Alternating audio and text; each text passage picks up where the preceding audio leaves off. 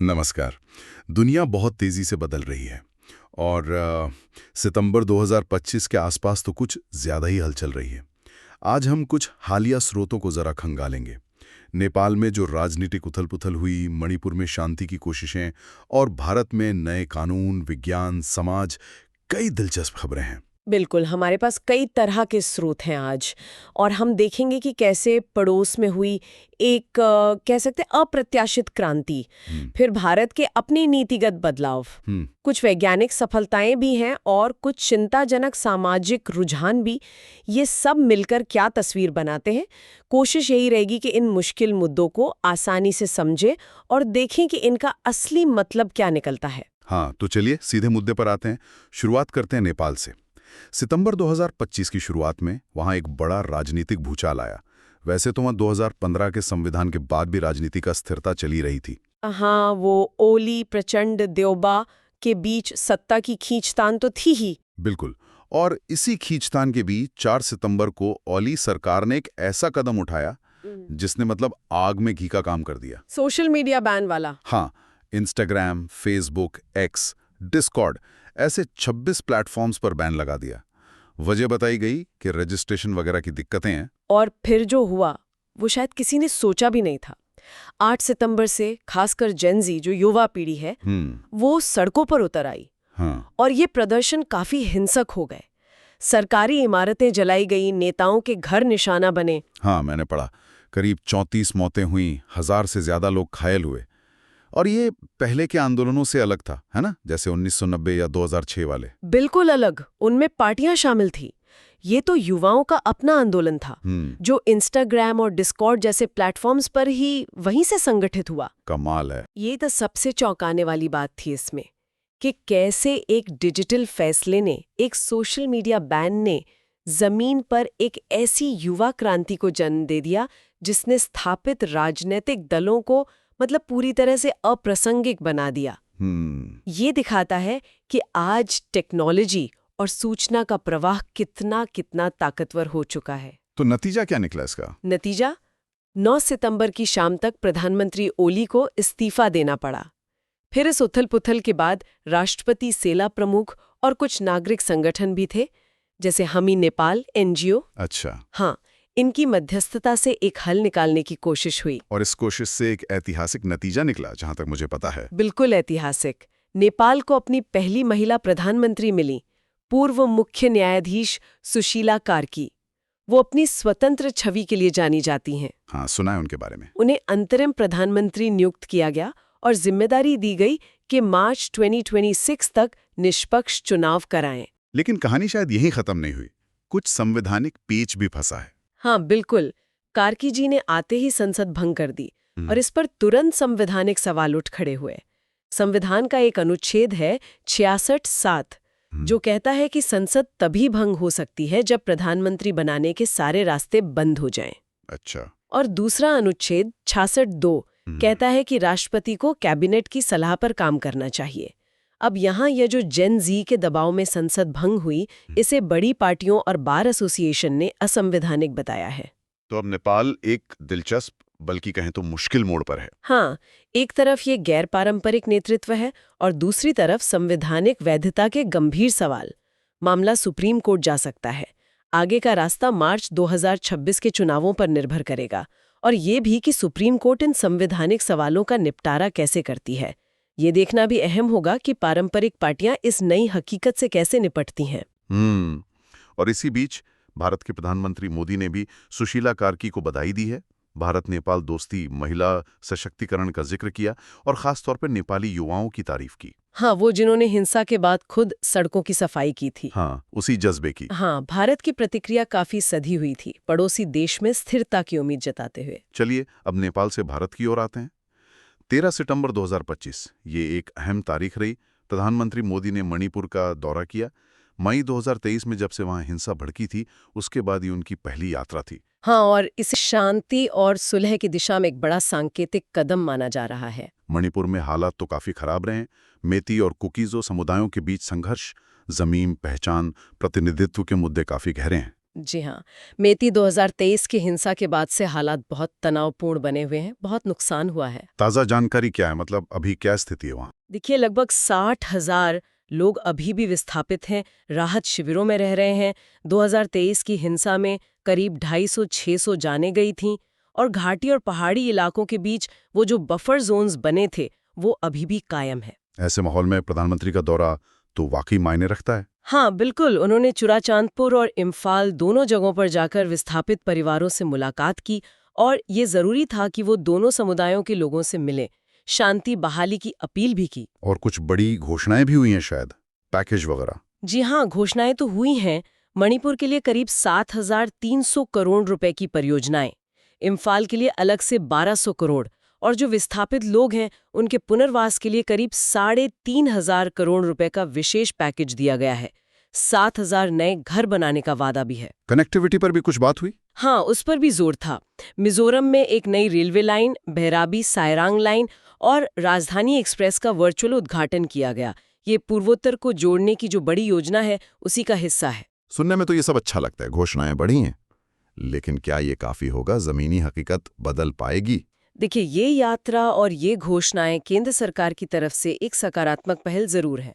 सुलह की दिशा में एक कदम तो है, लेकिन असली चुनौती इन पैकेजों को जमीन पर उतारने की है। पैसा सही लोगों तक पहुंचे, घर बने और सबसे मुश्किल काम, जो लोग विस्थापित हुए हैं उनकी सुरक्षित वापसी कैसे होगी और दोनों समुदायों के बीच जो भरोसा टूटा है उसे दोबारा कैसे जोड़ा जाएगा। हाँ, ये बात तो है। मणिपुर के राज्यपाल ने अवैध प्रवासन का मुद्दा भी उठाया है। उसे भी संवेदनशीलता से सुलझाने की जरूरत होगी। शांति एक बहुत लंबी प्रक्रिया होती है, ये तो बस एक शुरुआत कही जा सकती है। ठीक है, तो मणिपुर में शांति की कोशिशें चल रही हैं। दूसरी तरफ देश के कानूनी और नीतिगत ढांचे में भी कुछ बड़े बदलाव हो रहे हैं। इनका असर भी दूर तक जाएगा। पहला मामला देखते हैं, चुनाव प्रक्रिया से जुड़ा चुनाव आयोग और सुप्रीम कोर्ट के बीच शक्तियों का। हाँ, ये मामला दिलचस्प है। ये चुनाव आयोग और सुप्रीम कोर्ट के बीच शक्तियों के संतुलन से जुड़ा है। मुद्दा था मतदाता सूची का विशेष गहन पुनरीक्षण, जिसे SIR कहते हैं, स्पेशल इंटेंसिव रिवीजन। अच्छा। कुछ याचिकाकर्ता थे जो चाहते थे कि ये प्रक्रिया हर चुनाव से पहले अनिवार्य रूप से होनी चाहिए, ताकि वोटर लिस्ट एकदम साफ सुथरी रहे, कोई गड़बड़ी ना हो। तो इस पर चुनाव आयोग का क्या कहना था? चुनाव आयोग ने सितंबर 2025 में सुप्रीम कोर्ट में अपना पक्ष रखा। उन्होंने कहा कि SIR कब करना है, कैसे करना है, ये तय करना पूरी तरह से उनका अधिकार है। संविधान का अनुच्छेद 324 और जनप्रतिनिधित्व कानून RPA 1950 उन्हें ये अधिकार देता है। मतलब न्यायपालिका इसमें दखल ना दे? हाँ, उनका यही कहना था। आयोग ने ये भी बताया कि वो 2026 के लिए राष्ट्रव्यापी SIR की योजना पहले बना चुका है। तो यहाँ एक तरह का टकराव है। सुप्रीम कोर्ट चाहता है स्वतंत्र और निष्पक्ष चुनाव सुनिश्चित हो, जो संविधान का मूल ढांचा है। और चुनाव आयोग अपनी प्रक्रियात्मक स्वायत्तता बनाए रखना चाहता है। ये शक्तियों के पृथक्करण का एक क्लासिक मामला बन गया है। देखना होगा कि कोर्ट इस पर क्या रुख अपनाता है। ठीक है, एक और बड़ा कानूनी बदलाव आया है भारत के आप्रवासन कानून में। आप्रवासन और विदेशी अधिनियम 2025। इसने कई पुराने कानूनों की जगह ले ली है। हाँ, ये काफी महत्वपूर्ण बदलाव है। ये कानून आप्रवासन नियमों को काफी हद तक केंद्रीकृत और सख्त बनाता है। पहले जो चीजें ज्यादातर सरकारी आदेशों, एग्जीक्यूटिव ऑर्डर से चलती थी, अब उन्हें एक मजबूत कानूनी आधार मिल गया है। इसमें कुछ खास बातें क्या हैं? कई हैं, जैसे जो विदेशी न्यायाधिकरण है, फॉरेनर्स ट्रिब्यूनल्स या FTs, उन्हें ज़्यादा शक्तियां दी गई हैं। वो अब संदिग्ध विदेशियों को हिरासत केंद्रों में भेज सकते हैं, गिरफ्तारी वारंट जारी कर सकते हैं। अच्छा। जो आप्रवासन ब्यूरो है, ब्यूरो ऑफ इमिग्रेशन या BOI, उसे धोखाधड़ी की जांच करने का कानूनी अधिकार मिल गया है और वो एक सेंट्रल डेटाबेस भी बनाएगा। और बायोमेट्रिक का भी कुछ है शायद? हाँ, सभी विदेशियों के लिए बायोमेट्रिक रिकॉर्डिंग अनिवार्य कर दी गई है। विश्वविद्यालयों को भी विदेशी छात्रों की जानकारी FRRO को देनी होगी और सीमा सुरक्षा बल जैसे BSF या असम राइफल्स, उन्हें अवैध क्रॉसिंग रोकने और बायोमेट्रिक लेने के कानूनी अधिकार दिए गए हैं। इसमें कुछ छूटे भी हैं शायद? हाँ, कुछ छूटे हैं। नेपाली, भूटानी, तिब्बती नागरिकों के लिए पहले जैसे नियम लागू रहेंगे और कुछ शर्तों के साथ श्रीलंकाई तमिल शरणार्थियों को भी छूट है। साथ ही पाकिस्तान, बांग्लादेश, अफगानिस्तान से आए 6 अल्पसंख्यक समुदायों के लोग जो 31 दिसंबर 2024 से पहले भारत आ चुके थे, उन्हें भी इस कानून के दायरे से बाहर रखा गया है। तो ये एक बड़ा बदलाव है। इसके क्या मायने हो सकते हैं? निश्चित तौर पे ये एक बड़ा बदलाव है। इससे प्रक्रियाएं शायद ज्यादा सुसंगत और व्यवस्थित हों, लेकिन चिंताएं भी हैं। खासकर असम एनआरसी और एफटीज के जो अनुभव रहे हैं, उन्हें देखते हुए मानवाधिकारों का ध्यान रखना, गलत हिरासत से बचाना और इतने बड़े पैमाने पर जो बायोमेट्रिक डेटा इकट्ठा होगा, उसकी सुरक्षा सुनिश्चित करना, ये सब बहुत बड़ी चुनौतियां होंगी। दक्षता और मानवीय मूल्यों के बीच संतुलन साधना बहुत जरूरी होगा। सही बात है। और एक और कानून जो चर्चा में, वो केरल से जुड़ा है, वन्य जीवों के बारे में। केरल कैबिनेट ने केरल वन संशोधन विधेयक 2025 को मंजूरी दी है। हाँ, मैंने भी इसके बारे में सुना। इसका सबसे विवादास्पद हिस्सा क्या है? इसमें एक प्रावधान है कि अगर कोई जंगली जानवर इंसानी बस्ती में घुसकर हमला करता है, तो राज्य के जो मुख्य वन्य जीव वार्डन हैं, उन्हें उसे तुरंत मारने का आदेश देने की शक्ति मिल जाएगी। तुरंत मारने का आदेश? केरल सरकार का तर्क ये है कि इंसानी जान बचाने के लिए फौरन कार्रवाई जरूरी है। और जो मौजूदा केंद्रीय कानून है, वन्यजीव संरक्षण अधिनियम 1972, उसकी प्रक्रिया बहुत धीमी है, उसमें वक्त लग जाता है। लेकिन जो संरक्षणवादी हैं, वो तो इससे चिंतित होंगे। बिल्कुल, उन्हें डर है कि इससे जानवरों को मारने का चलन बढ़ सकता है और इसका गलत इस्तेमाल भी हो सकता है, शायद उन जानवरों को मारने के लिए भी जो असल में खतरनाक नहीं है, बस फसल खराब करते हैं या भटक कर आ जाते हैं। और ये राज्य बनाम केंद्र कानून का मामला भी बन सकता है ना, क्योंकि वन्य जीव संरक्षण तो समवर्ती सूची में आता है। हाँ, वो पहलू भी है। बिल्कुल। ये इंसान की सुरक्षा और जानवरों के संरक्षण के बीच एक बहुत ही मुश्किल संतुलन साधने की कोशिश है। समाधान शायद बीच के रास्ते में ही कहीं है। अगर ऐसी आपातकालीन शक्ति दी भी जाती है, तो उसके इस्तेमाल के लिए बहुत सख्त दिशा निर्देश होने चाहिए और जवाबदेही तय होनी चाहिए। और साथ ही असल जरूरत तो उन वजहों को दूर करने की है जिनसे ये टकराव होते ही हैं, जैसे जानवरों के रहने की जगहों का बेहतर प्रबंधन करना या समय पर चेतावनी देने वाले सिस्टम बनाना। चलिए अब कुछ अलग तरह की खबरों पर आते हैं। जहां केरल में इंसान और जानवर के बीच टकराव की बात हो रही है, वहीं उड़ीसा से विज्ञान और प्रकृति के तालमेल की एक अच्छी उम्मीद जगाने वाली खबर है। अच्छा, फूलों की खेती से जुड़ी हुई। हाँ, यूस्टोमा, जिसे लिसियंथस भी कहते हैं, एक बहुत खूबसूरत विदेशी फूल है। पहले से काफी महंगा आयात करना पड़ता था, लेकिन अब लखनऊ के CSIR NBRI मतलब राष्ट्रीय वनस्पति अनुसंधान संस्थान, उनके वैज्ञानिकों की मदद से इसे उड़ीसा के संबलपुर में सफलतापूर्वक उगा लिया गया है। अरे वाह, ये तो कमाल है। इसका किसानों के लिए क्या मतलब है? मतलब काफी बड़ा हो सकता है। बताया जा रहा है कि साल में 2 फसलें ली जा सकती हैं और हर फसल में प्रति एकड़ करीब 2 लाख रुपए तक की कमाई हो सकती है। 2 लाख प्रति एकड़? ये तो बहुत अच्छा है। हाँ, ये पूर्वी भारत की कृषि अर्थव्यवस्था, खासकर बागवानी के क्षेत्र में नई जान फूंक सकता है।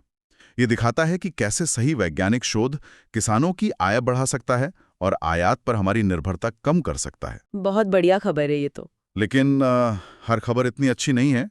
विश्व स्वास्थ्य संगठन WHO ने हाल ही में मानसिक स्वास्थ्य को लेकर जो आंकड़े दिए हैं, वो काफी चिंताजनक हैं। हाँ, WHO की जो 2024 की रिपोर्ट्स आई हैं, वो बताती हैं कि दुनिया भर में 1 अरब से ज्यादा लोग किसी न किसी मानसिक विकार से जूझ रहे हैं। 1 अरब? जी, और महिलाओं पर इसका असर पुरुषों से ज्यादा है। और सबसे आम समस्याएं कौन सी हैं? अवसाद और चिंता, ये सबसे आम है। और सबसे दुखद बात यह है कि आत्महत्या अब भी युवाओं में मौत का एक बड़ा कारण बनी हुई है। 2021 में ही दुनिया भर में 7 लाख से ज्यादा लोगों ने आत्महत्या की। हे भगवान, इसका आर्थिक बोझ भी तो होगा। भयानक बोझ है। सिर्फ अवसाद और चिंता से ही हर साल दुनिया को $1 ट्रिलियन का नुकसान होता है, उत्पादकता में कमी के कारण। इतने बड़े संकट के बावजूद इस पर ध्यान कितना है, संसाधन कितने हैं? वही तो दिक्कत है। ध्यान और संसाधन बहुत कम है। स्वास्थ्य बजट का औसतन सिर्फ 2% ही मानसिक स्वास्थ्य पर खर्च होता है दुनिया भर में। प्रशिक्षित लोगों की भारी कमी है दुनिया में। औसतन 1 लाख लोगों पर सिर्फ 13 मानसिक स्वास्थ्य कार्यकर्ता हैं। सिर्फ 13? हाँ, और गरीब देशों में तो हालत और भी खराब है। वहाँ 10% प्रभावित लोगों को भी देखभाल नहीं मिल पाती। भारत में क्या स्थिति है? यहाँ टेलीमानस जैसी कुछ पहले हुई हैं? हाँ, पहले हुई है, लेकिन यहाँ भी मनोचिकित्सकों की बहुत कमी है। 1 लाख लोगों पर एक से भी कम है शायद, जबकि WHO कम से कम 3 की बात करता है। और सामुदायिक स्तर पर जो देखभाल होनी चाहिए, उसमें निवेश लगभग ना के बराबर है। ये आंकड़े वाकई सोचने पर मजबूर करते हैं। संयुक्त राष्ट्र का लक्ष्य है 2030 तक आत्महत्या दर को 1/3 कम करना, लेकिन जिस रफ्तार से हम चल रहे हैं उसमें शायद सिर्फ 12% की कमी ही हो पाएगी। तो मतलब लक्ष्य से बहुत पीछे हैं। आने की जरूरत है, सुविधाएं बढ़ाने की जरूरत है, और सबसे जरूरी मानसिक स्वास्थ्य से जुड़े जो भेदभाव और शर्म है उसे खत्म करने के लिए बहुत कुछ करना होगा। बिल्कुल सही कहा। अच्छा, स्वास्थ्य के ही क्षेत्र से एक और जरूरी रिसर्च सामने आई है भारत में HIV वायरस के स्ट्रेन को लेकर। अच्छा, क्या खास बात पता चली है इस रिसर्च में? ये फरीदाबाद के THSTI संस्थान की रिसर्च है जो जर्नल ऑफ वायरोलॉजी में छपी है। ये बताती है कि भारत में जो HIV वायरस पाया जाता है वो कुछ खास तरह की ताकतवर एंटीबॉडीज के खिलाफ ज्यादा मजबूत है। मतलब वो एंटीबॉडीज जो वायरस को बेअसर करती हैं, जिन्हें बीनैप्स कहते हैं, ब्रॉडली न्यूट्रलाइजिंग एंटीबॉडीज। उनमें से कुछ के प्रति भारतीय स्ट्रेन प्रतिरोधी है, रेजिस्टेंट है। अच्छा, तो क्या इसका मतलब ये है कि मौजूदा इलाज या भविष्य के टीके कम प्रभावी हो सकते हैं भारत में? नहीं, रिसर्च ये भी बताती है कि कुछ दूसरी तरह की एंटीबॉडीज हैं जो भारतीय स्ट्रेन पर ज्यादा असरदार हैं, और वैज्ञानिकों में एक रास्ता भी सुझाया है। उन्होंने कहा है कि 3 खास एंटीबॉडीज का एक मिश्रण, एक कॉकटेल तैयार किया जाए तो वो भारत में पाए जाने वाले ज्यादातर HIV स्ट्रेन को बेअसर कर सकता है। अच्छा, ये तो बहुत महत्वपूर्ण खोज है। हाँ, ये इस बात पर जोर देती है कि HIV का कोई एक ग्लोबल इलाज शायद काफी ना हो। हमें स्थानीय स्तर पर समझना होगा कि वायरस कैसा है और उसी के हिसाब से दवाएं और टीके बनाने होंगे। बिल्कुल, मतलब रीजन स्पेसिफिक अप्रोच चाहिए। हाँ, ये रिसर्च भारत केंद्रित इलाज विकसित करने की दिशा में एक अहम कदम है। ये वाकई बहुत अहम जानकारी है। और अंत में अर्थव्यवस्था से जुड़ी एक दिलचस्प प्रवृत्ति पर नजर डालते हैं। RBI के आंकड़े कुछ बता रहे हैं कि भारतीय कंपनियां अपना बहुत सारा बाहरी निवेश यानी आउटवर्ड FDI उन देशों में कर रही हैं जिन्हें आमतौर पर टैक्स हेवन कहा जाता है। जैसे सिंगापुर, मॉरिशस, UAE, नीदरलैंड्स, इन देशों की बात हो रही है। बिल्कुल। 24-25 और 25-26 की पहली तिमाही के आंकड़े देखें तो लगभग 60% बाहरी FDI इन्हीं देशों में गया है, बल्कि Q1 25-26 में तो ये 63% तक था। अच्छा, क्या इसकी वजह सिर्फ टैक्स बचाना है? विशेषज्ञ कहते हैं सिर्फ टैक्स ही नहीं, ये देश भारतीय कंपनियों के लिए रणनीतिक ठिकाने भी बन गए हैं। मतलब यहां से दुनिया भर के निवेशकों से पैसा जुटाना आसान होता है। ओके। नियम कानून ज्यादा लचीले होते हैं और कंपनियां अपनी देनदारियों को सीमित रख पाती हैं। ये अक्सर एक फर्स्ट लेवल प्लेटफॉर्म की तरह काम करते हैं जहां से पैसा फिर आगे अमेरिका या यूरोप जैसे बड़े बाजारों में जाता है। समझ गई। लेकिन क्या इसमें कोई जोखिम भी है? कोई चिंता वाली बात? हाँ, 2 बड़ी चिंताएं हैं। एक है राउंड ट्रिपिंग का खतरा। राउंड ट्रिपिंग मतलब कहीं ऐसा तो नहीं कि भारत का ही काला धन घूमकर टैक्स हेवन के रास्ते वापस निवेश बनकर आ रहा हो। अच्छा, ये चिंता तो है। हाँ, और दूसरा, इन कंपनियों को OECD के BEPS जैसे अंतर्राष्ट्रीय कर नियमों का पालन भी करना होता है, जो लगातार सख्त होते जा रहे हैं। उस पर भी नजर रखनी होगी। तो ये प्रवृत्ति दिखाती है कि भारतीय कंपनियां अब ज्यादा वैश्विक हो रही हैं, दुनिया भर में काम करने और पैसा जुटाने के लिए स्मार्ट तरीके अपना रही हैं। लेकिन हाँ, नीति बनाने वालों को ये सुनिश्चित करना होगा कि इन रास्तों का गलत इस्तेमाल न हो टैक्स चोरी या मनी लॉन्ड्रिंग के लिए। सही। और साथ ही ये भी सोचना होगा कि भारत को ही घरेलू निवेश के लिए और ज्यादा आकर्षक कैसे बनाया जाए। बिल्कुल। तो आज हमने देखा कि सितंबर 2025 के आसपास का वक्त कितनी सारी घटनाओं से भरा रहा। नेपाल में एक बिल्कुल अप्रत्याशित राजनीतिक मोड़ आया, मणिपुर में शांति की नाजुक कोशिशें आगे बढ़ीं, भारत में आप्रवासन से लेकर वन्यजीव और चुनावी प्रक्रिया तक कई कानून बदले या उन पर बहस हुई। हाँ, और साथ ही विज्ञान की दुनिया में उम्मीद जगाने वाली खबरें भी थीं, जैसे उड़ीसा में फूलों की खेती या HIV पर वो नई रिसर्च। लेकिन गंभीर वैश्विक चुनौतियां भी सामने आईं, जैसे वो गहराता मानसिक स्वास्थ्य संकट या टैक्स हेवन के इस्तेमाल से जुड़े जटिल सवाल। ये सब दिखाता है कि दुनिया कितनी तेजी से बदल रही है, पर कुछ समस्याएं कितनी गहरी और कितनी जटिल बनी हुई हैं। बिल्कुल। और आज की इस पूरी चर्चा के बाद मेरे मन में एक सवाल घूम रहा है। जब राजनीतिक, तकनीकी और कानूनी बदलाव इतनी तेजी से हो रहे हैं, तो क्या हमारी सामाजिक संस्थाएं, हमारे आपसी रिश्ते और हमारी मानवीय समझ, क्या वो उस रफ्तार से कदम मिला पा रही हैं? या हम कहीं पीछे छूटते जा रहे हैं? इसी सवाल के साथ आज की चर्चा यहीं समाप्त